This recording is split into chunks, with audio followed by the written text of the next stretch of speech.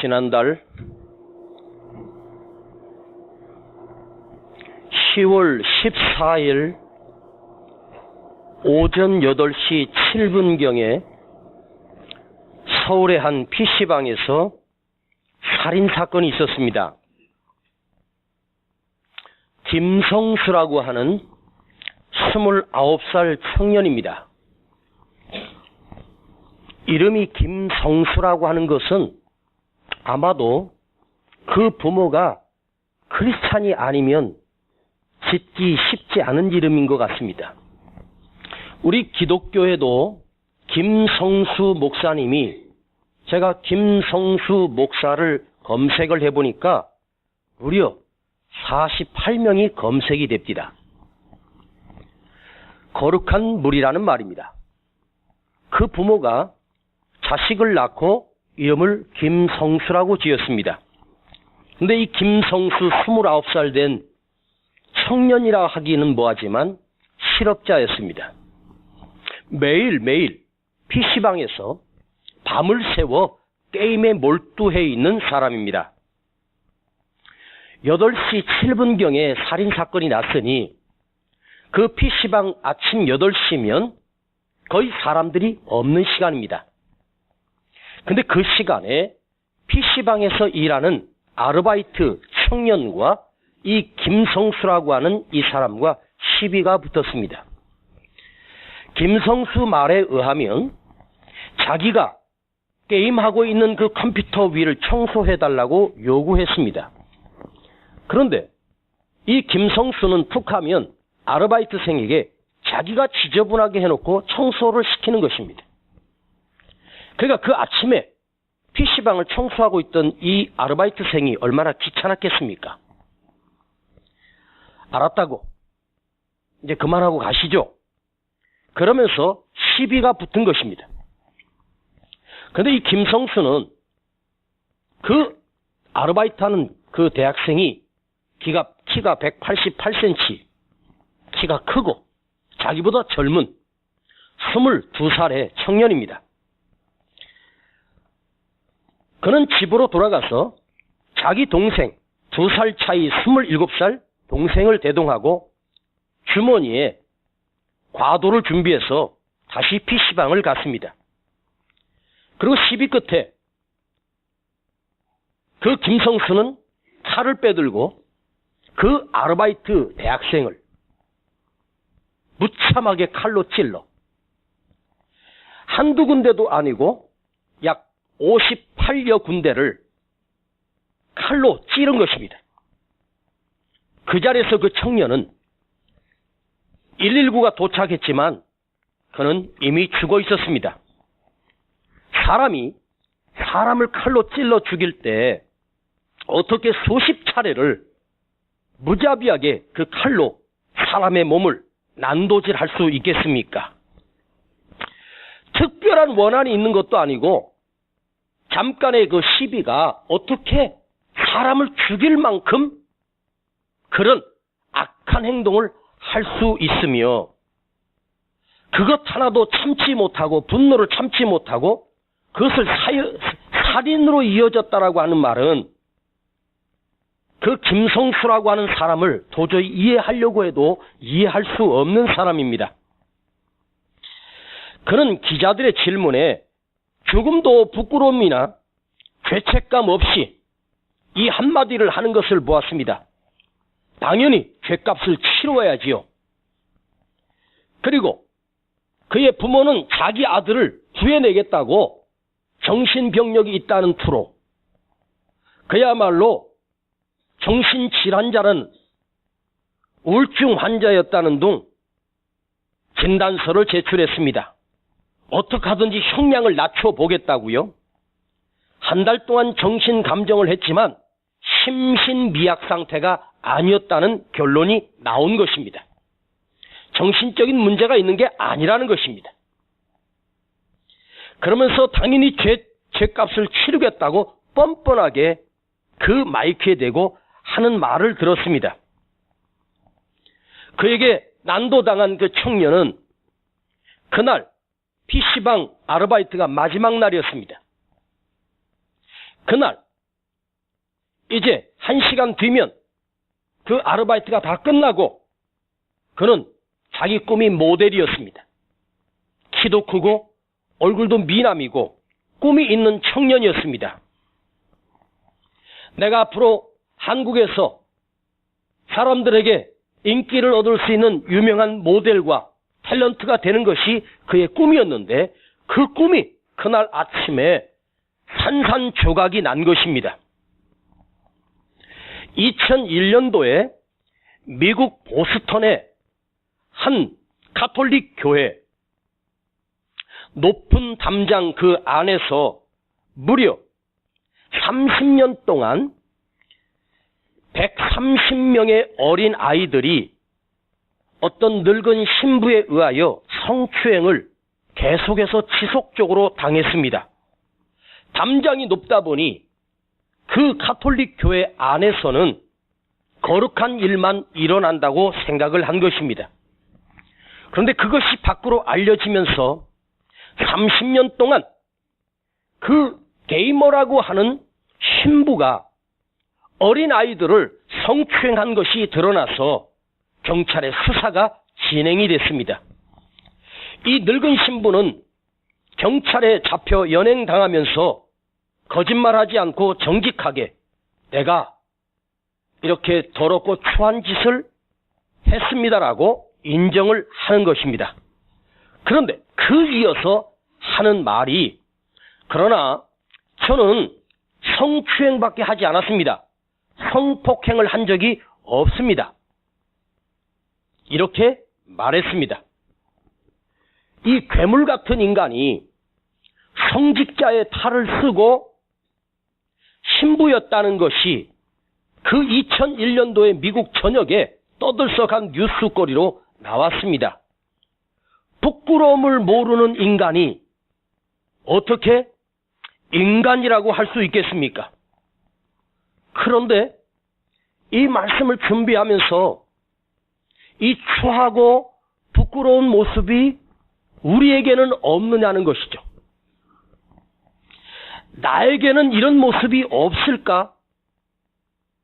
내 철저한 이성에 의하여 그런 본능이 내 안에 있지만 이걸 내가 절제하고 다스릴 뿐이지 이 본능이 나오면 나도 이보다 더 추하고 더 악한 모습이 내 안에는 없는가를 생각해 보기 시작했습니다. 또다시 이야기해서 죄송합니다. 혁명여고 컨닝 사건 유명한 사건입니다. 교무부장인 교사가 자기 딸에게 수차례에 걸쳐서 시험의 답안지를 알려줘서 그 딸 두 딸이 전교 문과 1등, 이과 1등을 한 것입니다. 수사가 진행되면서 보니까 그 학기말 시험뿐만 아니라 그 전부터 끊임없이 5차례에 걸쳐서 유출한 근황이 그리고 그 시연 답안지들이 그 딸 핸드폰이나 그 책상에서 발견이 된 것입니다. 그리고 구속이 됐습니다. 그런데 그 교사는 끝까지 자기는 그런 짓을 한 적이 없고 컨닝을 하지 않았다고 끝까지 자백을 하지 않고 뻔뻔하게 완벽한 증거가 나왔음에도 불구하고 부모이고 교사이고 선생님이 그 자기의 잘못을 인정하지 않는 뻔뻔한 선생이라고 하는 사람이 그래도 우리 세상에 나가서 무슨 일 하십니까? 예, 저는 학교 선생입니다. 그러면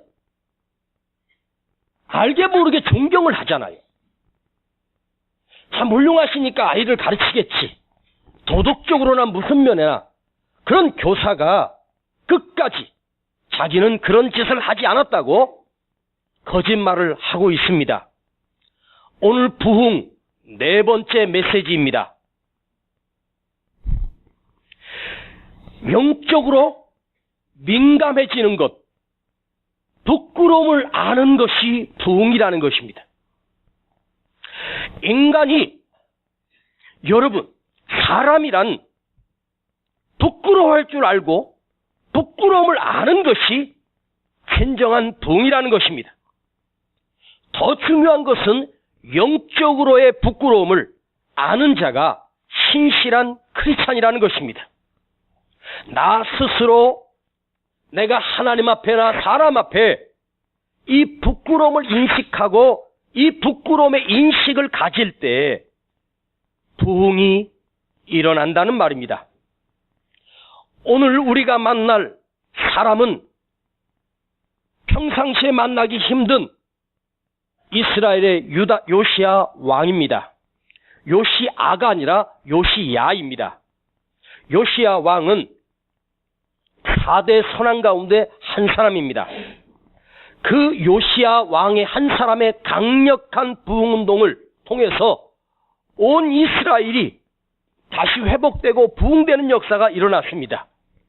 그런데 이 부흥의 역사는 우연히 찾아온 것입니다. 요시야가 성전에 들어가서 기도하는데 성전이 낡았고 성전이 비가 새고 성전이 너무너무 더러운 거예요. 그래서 제사장 사반과 hil기야를 불러서 그리고 장관들을 불러서 이 성전을 수리하라. 다시 수리하라. 재건축하라는 것입니다. 그때가 요시야 왕 즉위 18년째입니다. 그런데 성전을 수리하던 중에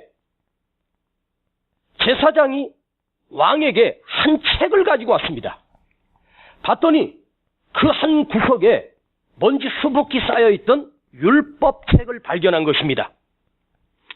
그래서 그 책을 가지고 왕 앞에 나와서 그 제사장이 요시야 왕에게 그 율법책을 낭독합니다. 그 책을 낭독하기 시작하는 동안 시작도 안 했는데 갑자기 요시야 왕이 그 율법책에 읽는 말씀을 듣고 갑자기 소리를 지르며 자기 옷을 찢기 시작합니다.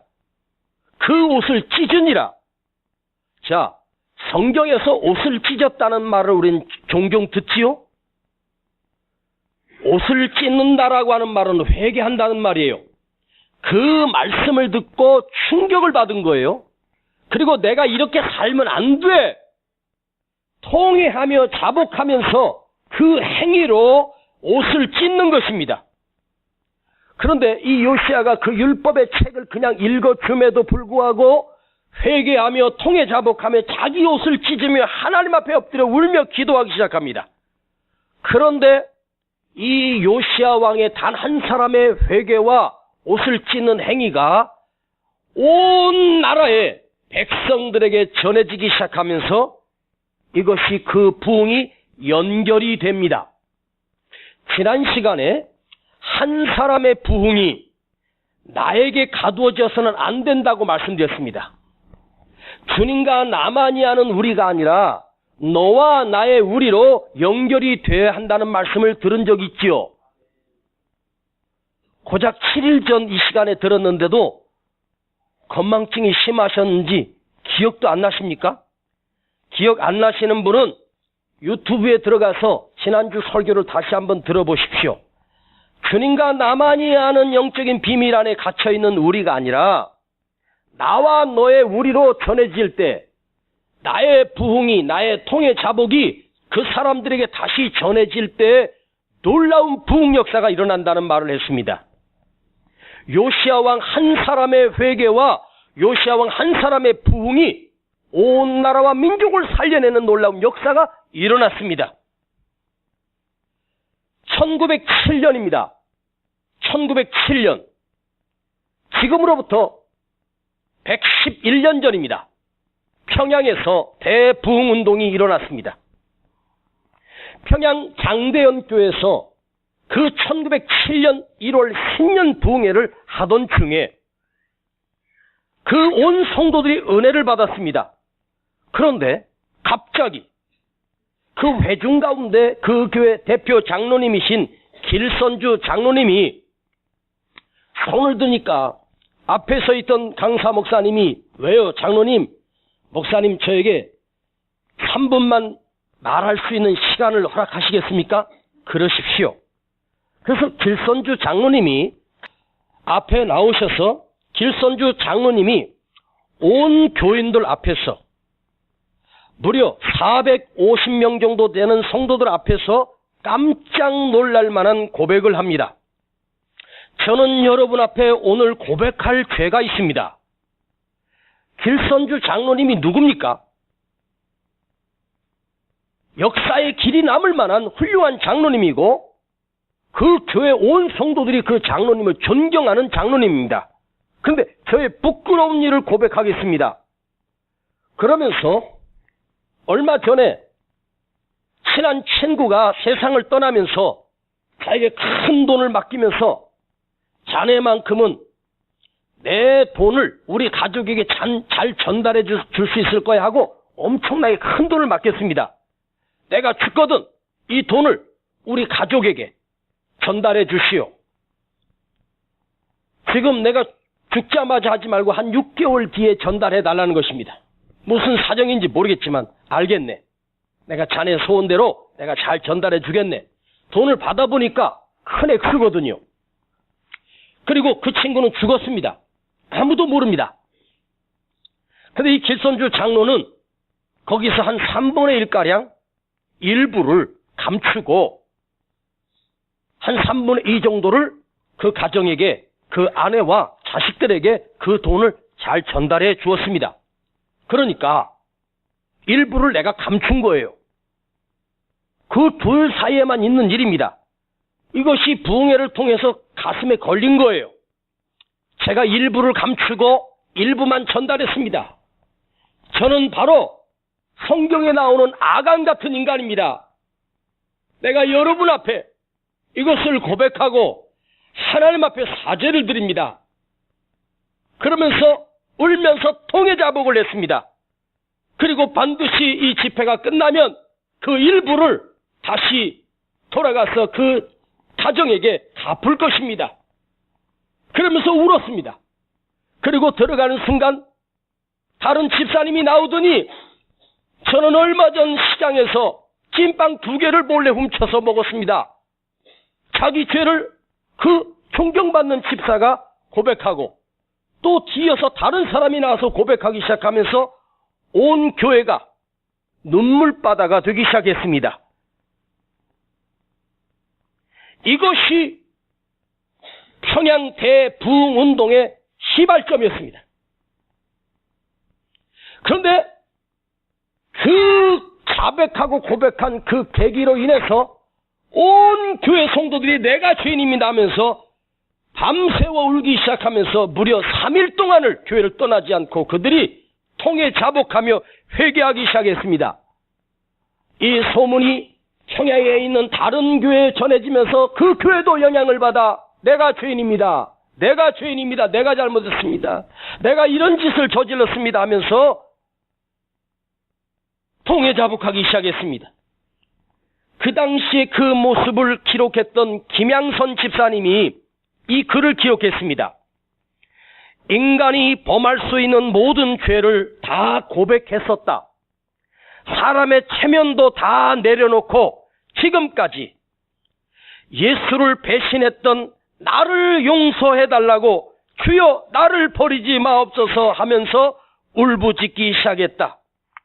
오직 하나님 앞에 용서받기 위해 밤새 울며 기도했다. 그 통곡을 며칠이 계속되었고 그 옆에 다른 교회도 또 다른 교회로 퍼져나가기 시작했다. 이 소문이 평양의 장대현 교회에서 그 지역 사람들 예수를 믿게 되는 놀라운 부흥이 일어났습니다. 그리고 이 평양의 대부흥운동이 서울로 불이 붙었고 서울에서 다시 대구로 불이 붙었고 대구에서 광주로, 광주에서 목포로, 또 목포에서 전남으로, 부산으로 온 나라에 회개운동의 불이 붙기 시작했습니다. 그게 바로 1907년도의 대부흥의 역사입니다. 길선주 장로님이 자기의 과거의 부끄러운 죄를 고백은 자기 자신의 가진 죄를 부끄럽게 여긴 것으로 끝난 것이 아니라 대중 앞에 부끄럽지만 고백하는 것으로 시작했습니다. 부끄러움이라고 하는 것은 나만이 느끼는 보이지 않는 것이잖아요. 부끄러움을 여기는 마음. 근데 부끄러움을 여기는 마음으로 끝난 것이 아니라 이 부끄러움의 마음이 입술의 고백으로 선포될 때 진짜 부끄러운 것입니다. 나만 알고 나만 감추고 있는 것은 부끄러움이 아니라 이걸 드러내서 고백할 때 진정한 부끄러움이라는 것이죠. 과연 우리는 이런 부끄러움을 가지고 살아가는가? 우리는 뻔뻔하게 죄를 지으면서 아닌 것처럼 양심이 마비되어서 남의 것을 가져가고도 갚지 않고 훔쳐가고도 아닌 것처럼 누구에게 빌렸으면 그걸 갚아야 되는데 갚지도 않고 그렇게 도둑질하면서 살아가는 그 인간이 누구냐? 바로 여러분 앞에 설교하고 있는 이 이은세 목사고 또 이 설교를 듣고 있는 여러분 중에 장로요, 안수집사요, 권사 아니겠습니까? 사람을 죽이고도 기분 나빴다고 나는 어쩔 수 없었다고 변명하는 이 시대의 청년 김성수의 모습을 보면서 대한민국의 모든 청년들이 그따위로 살아가고 있는 이 대한민국을 보면서 이 과연 대한민국에 희망이 있는가? 그런데 한 사람의 모습이 아니라 우리 모두의 모습이라는 사실을 여러분 아십니까? 오늘 본문의 22장 13절을 같이 읽겠습니다. 읽을 때는 한 사람도 빠짐없이 읽어야 됩니다. 큰 소리로 22장 13절을 같이 읽습니다. 시작! 가서 나와 백성과 온 유다를 위하여 이 발견한 책의 말씀에 대하여 여호와께 물으라. 우리 열조가 이 책의 말씀을 듣지 아니하며 이 책에 우리를 위하여 기록된 모든 것을 준행치 아니하였으므로 여호와께서 우리에게 발하신 진노가 크도다. 요시야 왕은 우리의 이 잘못된 것들이 우리 조상들의 잘못이라고 알고 있습니다. 그런데 요시야의 할아버지인 왕은 므낫세 왕이었습니다. 므낫세 왕은 악한 왕 중에 악한 왕입니다. 하나님을 모르고 하나님을 떠나서 지 마음대로 정치하다가 비참하게 죽었습니다. 그런데 그 자기 할아버지가 악한 왕입니다. 그러나 요시야는 이 모든 잘못들이 지금의 이 황폐함이 우리 조상들의 잘못이 아니라 자기 자신의 잘못 때문이라고 회개하기 시작한 겁니다. 이게 중요한 거예요. 회개하는 사람은 언제나 남을 탓하면 회개가 아닙니다. 언제나 누구 때문이고 무엇 때문이고 환경이 어쩔 수 없었고 상황이 어쩔 수 없었다고 늘 핑계하는 인간은 부흥과는 절대 상관없는 인간입니다. 교회가 침체에 빠지면 반드시 남을 비난하고 남을 탓하고 그것이 난무합니다. 저는 한때 대형교회 비리가 터지고 목회자의 비리가 터지고 그런 일들이 뉴스에 나올 때마다 나는 늘 이렇게 생각했습니다. 내 마음으로 나는 저런 인간과는 달라. 나는 그런 사람들과 수준이 달라. 늘 이런 식으로 내 안에서 되새겼습니다. 그런데 주님의 관점에서 한번 보십시오. 손가락질을 받고 재판정에서 TV에 뉴스에 나오는 모습을 볼 때 그 초라한 그 목사의 모습을 볼 때마다 그 목사님보다 오히려 내 안에 숨겨져 있는 나 같은 부류의 사람들이 오히려 더 악할 수 있다는 생각이 들었습니다. 무슨 말인지 아세요? 나는 달라. 저들과 달라. 우리 교회는 다르다고. 이런 자기만 의롭다라고 하는 자기의에 착각에 살고 있는 거죠. 이게 죄악이라는 거죠. 이게 교만이라는 거죠. 뉴스에 나오는 그 유명한 교회 목사들을 보고 막 비난하고 한국교회 썩었다, 한국교회 희망이 없다고 내 입으로 수도 없이 말했습니다. 목사가 저렇게 썩었는데 무슨 희망이 있냐고 하면서 강단에서도 떠들었습니다. 사실은 그렇게 비난하고 막 언론에 나와서 비난하고 하는 목사들이 있습니다. 지금도 그 유명한 교회 세습 때문에 시끄러운데 어떤 목사가 그걸 자기가 어깨에 메고 고소를 하고 막 하는 목사가 있어요. 그런데 어떤 비리가 터질 때마다 그 목사를 막 비난하는 목사가 있단 말이에요. 그러면 우리가 볼 때는 저 목사님은 진짜 훌륭하구나. 저 목사님은 참 정직하구나. 저렇게 죄악과 더불어 악과 더불어 싸우는 저 목사님 참 훌륭하시구나. 그렇게 존경하잖아요. 그렇죠? 그런데 그 목사가 비리가 터졌는데 그 목사는 더 큰 추하고 더러운 짓을 했던 거예요. 아세요? 남을 막 비난하고 그 목사를 비난하고 막 했던 그 목사가 비리가 터졌는데 이 목사는 입으로 담을 수 없는 더러운 짓을 많이 했더라고요. 그것도 미성년자를 성폭행한 거예요. 목사가. 여러분,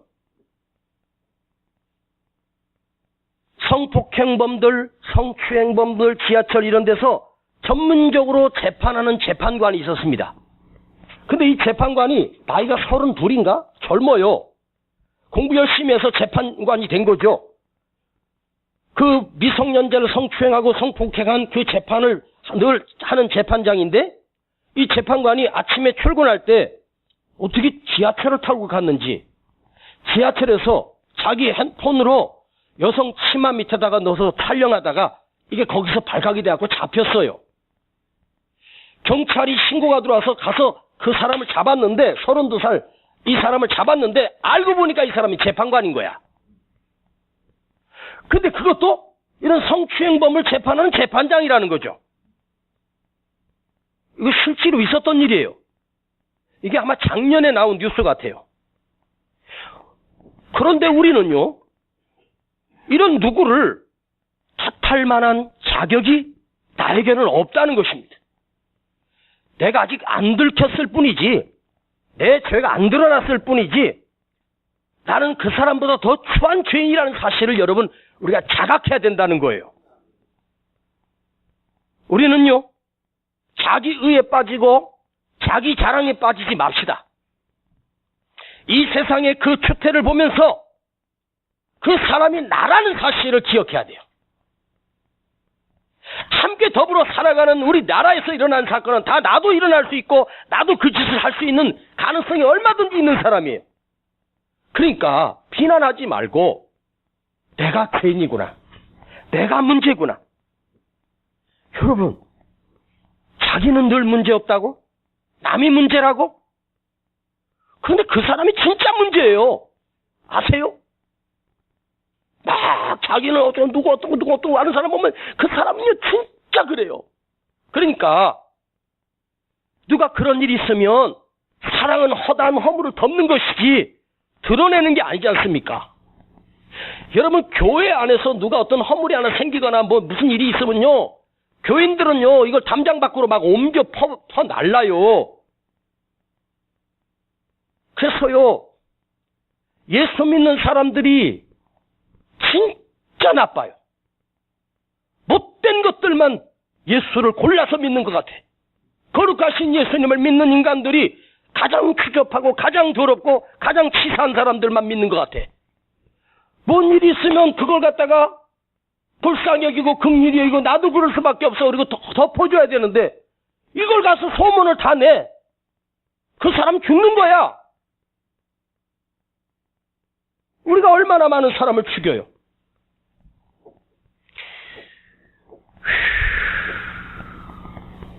그런데 그 인간이 나라는 거예요. 한번 따라 하십시다. 그 못되고 악한 인간이 큰 소리로 하세요. 그 못되고 악한 인간이 바로 접니다. 할 말이 없어야 돼요. 오늘 메시지 부흥의 두 번째 조건이 하나 있습니다.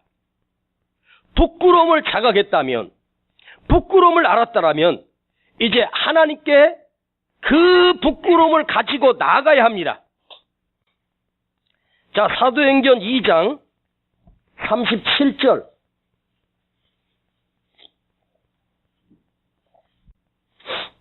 찾으셨습니까? 저희가 시작. 저희가 이 말을 듣고 마음에 찔려 베드로와 다른 사도들에게 물어 가로되 형제들아 우리가 어찌할꼬 하거늘 베드로가 가로되 너희가 회개하여 각각 예수 그리스도의 이름으로 세례를 받고 죄사함을 받으라. 그리하면 성령을 선물로 받으리니. 베드로가 자기에 몰려든 사람들에게 설교를 하기 시작합니다. 예수 그리스도에 대해서 전하기 시작합니다. 그랬더니 그 모여서 베드로의 설교를 들었던 사람들의 마음의 반응이 우리가 어찌할꼬 하니까 베드로가 너희가 회개하여 각각 회개하여 하나님께서 주시는 은혜와 성령을 선물로 받으리니 이렇게 말씀해요. 그래서 이 3,000명의 사람들이 회개 역사가 일어나기 시작합니다. 그러면서 예루살렘 교회가 폭발적으로 부흥합니다. 그런데 자, 몇 장을 넘겨서 7장 54절로 넘어가겠습니다. 사도행전 7장 54절입니다. 한 4장만 넘기면 나옵니다. 7장 54절, 사도행전 7장 54절입니다. 자, 큰 소리로 같이 여러분이 읽어봐요. 시작. 저희가 이 말을 듣고 마음에 찔려 저를 향하여 이를 갈거늘. 자, 저를 보세요. 저희가 마음에 찔려. 이 사도행전 7장은 스데반이 사람들에게 예수 그리스도를 증거하는 스데반의 증거를 그들이 듣고 그 사람들이 마음에 찔렸어요. 그런데 사도행전 2장에는 마음에 찔렸는데 회개하여 하나님이 기뻐하시는 부흥의 역사가 일어났고, 사도행전 7장에 와서 똑같이 마음에 찔려, 헬라어를 보면 똑같은 단어예요. 같이 찔렸는데 저희들이 어떻게 했어요? 이를 갈며, 똑같이 찔림에, 잘 들으세요, 똑같이 찔림에 한 사람들은 회개했고 다른 사람들은 같은 이스라엘 사람들이고 같은 유대인들인데 저들은 이를 갈았어요. 자, 스데반의 설교에 가슴이 찔렸다. 그런데 그들이 결과적으로 나온 것은 반응이 이를 갈고 돌을 들어서 스데반을 향하여 쳐서 스데반을 결국 죽였습니다. 아시죠? 자, 마음에 찔려까지는 왔어. 오늘도 여러분 부흥 4번째 설교를 들으면서 여러분 마음에 찔렸을 거예요. 우리는 여기까지는 익숙하고 잘하는 일입니다. 찔리는 것까지는 잘해. 그런데 이 찔리는 것으로 끝나버려. 주님 앞으로 가지고 나가야 돼요. 요시야 왕이 그 율법책을 여호와께 가지고 가요. 하나님께 가지고 가서 펴놓고 거기서 회개하기 시작합니다. 자, 마음에 찔렸어요. 회개했다라고 하는 말은 주님 앞에 자복하고 엎드려 용서해 주옵소서. 주님 앞에 가지고 나아갈 때 거기에 은혜와 성령과 부흥과 죄사함과 놀라운 역사가 일어나요. 그러면서 자유케 되는 평안을 우리가 누리게 되지 않습니까? 찔렸는데 내 안에서만 두면 안 된다는 말입니다. 내 안에서만 두면 조금 뒤에는 이를 갈고 폭도가 돼서 사람을 죽이는 파렴치한 인간이 된다는 거예요. 우리도 마음의 찔림을 받았을 때 그 문제를 하나님께 가지고 나가지 아니하면 더 강팍해지는 거예요. 왜? 하도 많이 찔려서 매주마다 찔리지 않습니까? 에? 매주마다 우리 마음에 찔리잖아요. 찔린 것으로 끝나버려.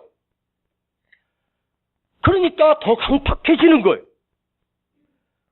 이게 찔린 것으로 끝나버리면 안에서는 어떤 일이나 열등감이 일어나고 피해의식이 일어나고요. 분노가 일어나요. 그리고 밖으로는 다른 사람을 쳐 죽이고 악한 인간으로 돌출이 된다는 거죠. 그러니까 찔린 것으로는 변화가 안 일어난다는 말이에요. 더 악해질 뿐이에요. 우리는 이 부끄러움을 그저 내 양심에다가 맡기고 내 양심 한번 흔들리는 것으로 최종 목적지를 삼으면 안 돼요. 오늘 여러분 이 마음에 찔렸습니까? 그러면 이 부끄러움을 고개를 들 수 없는 마음으로 주님께 가지고 나가 주님 앞에 엎드려 회개하며 자복할 때 부흥의 역사가 일어난단 말이에요. 그때 폭발적인 부흥이 일어납니다. 회개했다면 이제는 그 사람을 찾아가서 갚으십시오. 길선주 장로는 그 회개 운동이 일어나고 곧장 가서 자기 재산을 다 팔아서 그 떼먹은 돈을 바로 갚았습니다. 그리고 그분들 앞에 무릎을 꿇고 사죄를 구하고 용서를 구하고 그리고 그 떼먹은 돈만 갚은 것이 아니라 그간의 이자를 더해서 삭교가 4배로 갚는다는 마음으로 이자를 더해서 갚았다는 것입니다. 사랑하는 여러분, 오늘 우리는 가슴에 찔리는 것으로가 아니라 하나님 앞에 가지고 나가 내가 이런 죄를 지었습니다. 내가 이렇게 악하게 살았습니다. 하고 하나님 앞에 회개하며 울며 통곡할 때 사도행전 2장의 역사가 일어나요. 우리는 마음에 찔려 2장의 역사가 아니라 7장의 스데반을 쳐 죽이는 이 청중들의 모습이 되어서는 안 된다는 말입니다.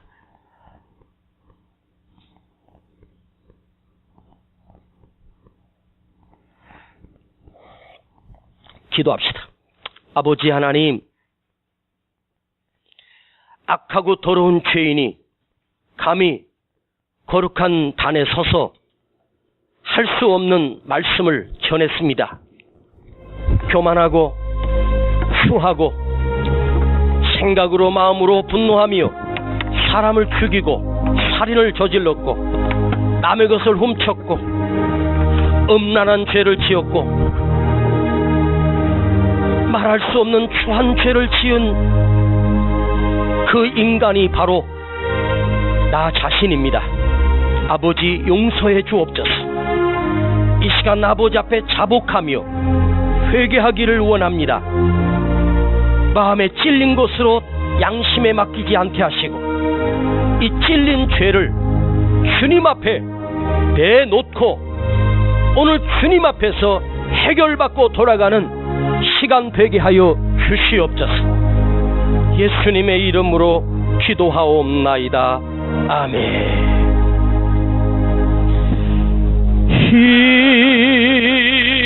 인내하신 구세주여 내 말 들으사 죄인 노라실 때에 날 부르소서.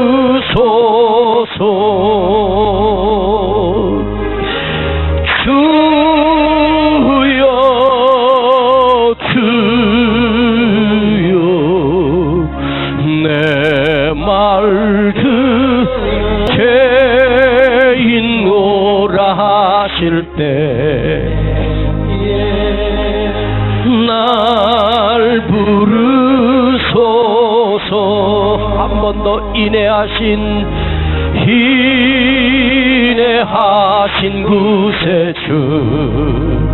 구세주여 내 말 들으사 죄인 호라 하실 때에 날 부르소서.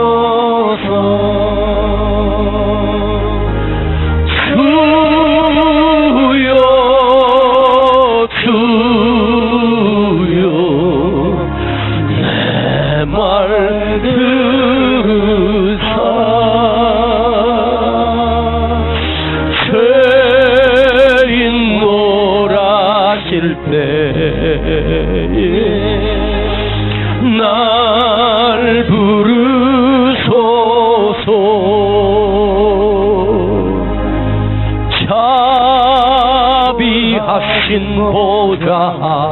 우리 다 같이 일어나세요. 꿇어 엎드려 자복하고 회개하니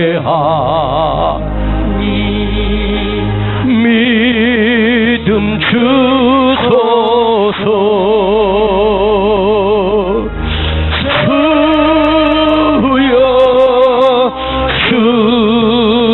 주여 내 말 들으사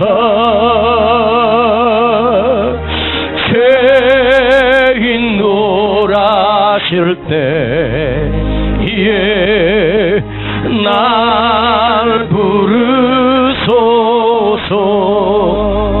이 시간 두 손을 가슴에 모으세요. 한 사람도 열애 없습니다. 우리 모두가 이 시간 주님 앞에 내가 아는 하나님과 나만이 아는 죄를 자복합시다. 겸손하게 마음에 찔린 것으로 끝나면 안 돼. 주님, 내가 이런 죄인입니다. 내가 이런 죄를 지었습니다. 눈물로 통곡하며 회개할 때 장대현 교회 부흥이 우리 세중원교회도 일어날 수 있으며 이 성남에 불이 붙을 것이고 아버지 하나님께서 은혜를 주셔서 이 민족을 다시 부흥시켜 주실 것입니다. 부흥을 5번째 설교하면서 4번째 설교하면서 3번째 설교하면서 올해는 은혜를 받았습니다. 가슴에 찔리는 것으로가 끝나는 것이 아니라 이 시간 주님 앞에 내 죄를 고백해야 됩니다. 여러분이 합니다.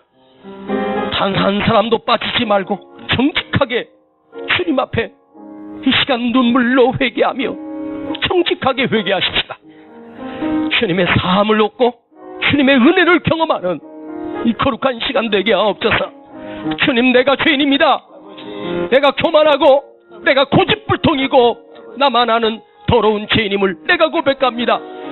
주님 앞에 이 시간 우리가 회개하며 기도합시다. 주여!